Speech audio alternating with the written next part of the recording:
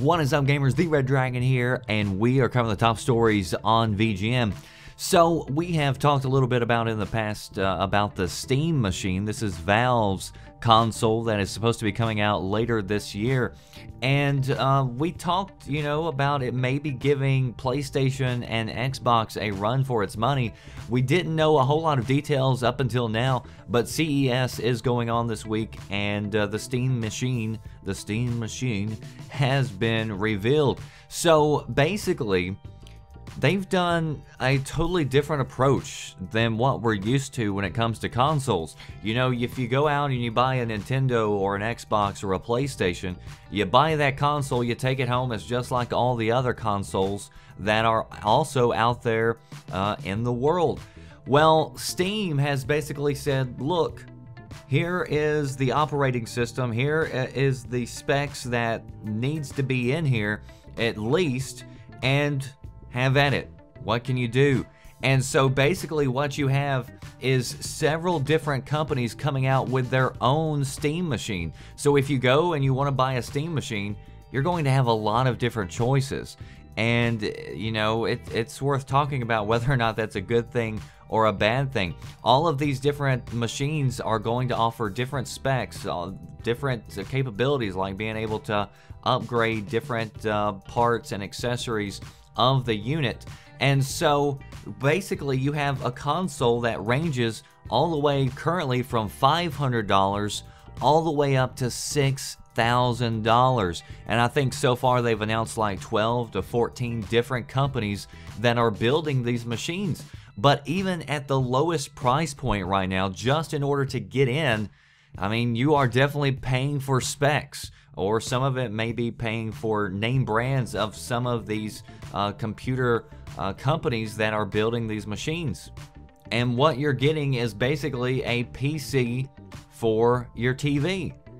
And honestly, I don't know how many people are going to be interested in that. Maybe it sells well. Honestly, I hope it does. Because again, like Valve is offering a family plan right now, even though they're currently making some changes to it, which I think is making it a little bit more difficult. I was reading something about that the other day.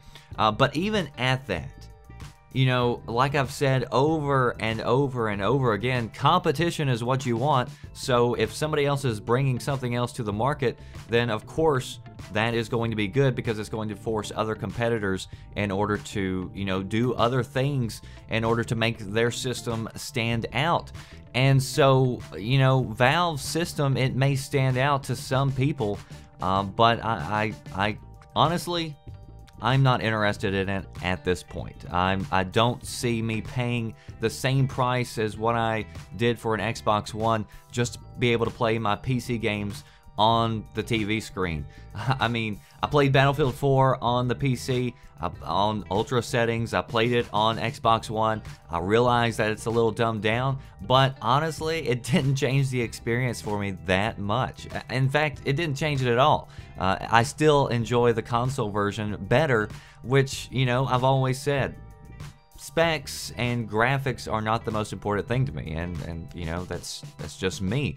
So anyway, if that is your thing, if specs and graphics and the ability to upgrade your console, if that's your thing, then maybe the Valve system will be something to definitely look at. I know the controller that they showed off definitely looks cool and would be something I would definitely be interested in trying out. But right now, for getting into the market, which of course there's probably going to be even more Steam machines that come out later on. I think Valve is even talking about bringing out their own machine. So if they can bring the price down to something a little bit more reasonable, then I'm going to be a lot more opted to look at it. Because of course you will have access then to all of your games that you currently have on Steam if you do have a Steam account.